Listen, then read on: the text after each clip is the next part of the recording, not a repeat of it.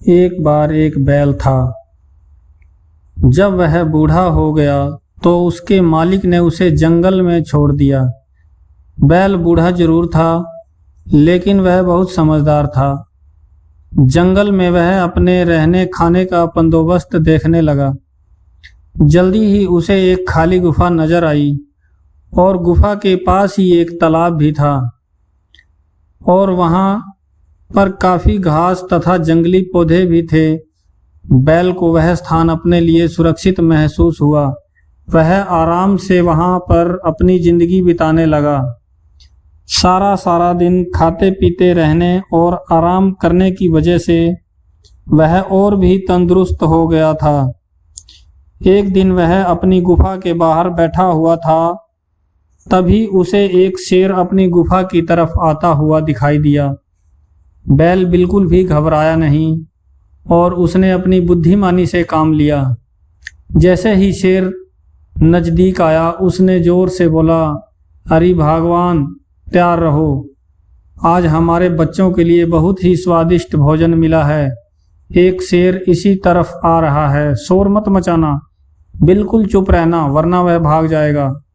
जैसे ही वह आएगा मैं उसे अपनी सींगों से मार डालूंगा। बैल की यह बात सुनकर शेर डर गया और वह भाग खड़ा हुआ। उसे लगा कि वह शेर से भी खतरनाक जानवर है।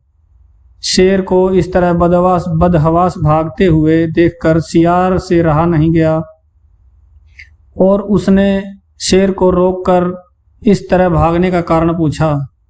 शेर ने सियार को आप बीती सुना दी। सियार सुनकर हंस पड़ा। शेर ने बहुत ही अचरज से पूछा, क्या हुआ, हंस क्यों रहे हो? सियार ने कहा, महाराज, मैं आपकी मूर्खता पर हंस रहा हूँ।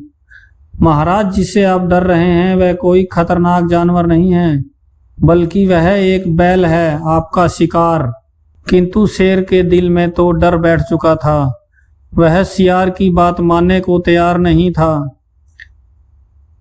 तब सियार ने शेर को समझाते हुए कहा, महाराज, आप डरो मत, आप अपनी पूंछ मेरी पूंछ के साथ बांध दीजिए। मैं आगे रहूंगा और आप पीछे रहना। अगर जानवर कोई नुकसान पहुंचाएगा तो पहले उसे मैं झेलूंगा। अपने बचाव की शर्त सुनकर शेर सियार के साथ चलने के लिए तैयार हो गया।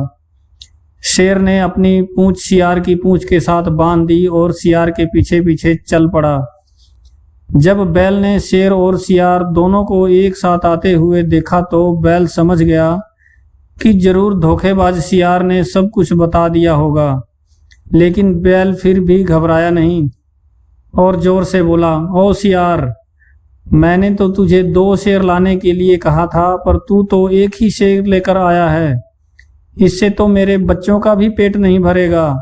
बैल की यह बात सुनकर शेर उल्टे पांव भाग खड़ा हुआ। शेर की पूंछ के साथ बंधे होने के कारण वह भी उसके पीछे घिसटता हुआ चला गया और इस तरह बुद्धिमानी से बैल ने अपनी जान बचाई और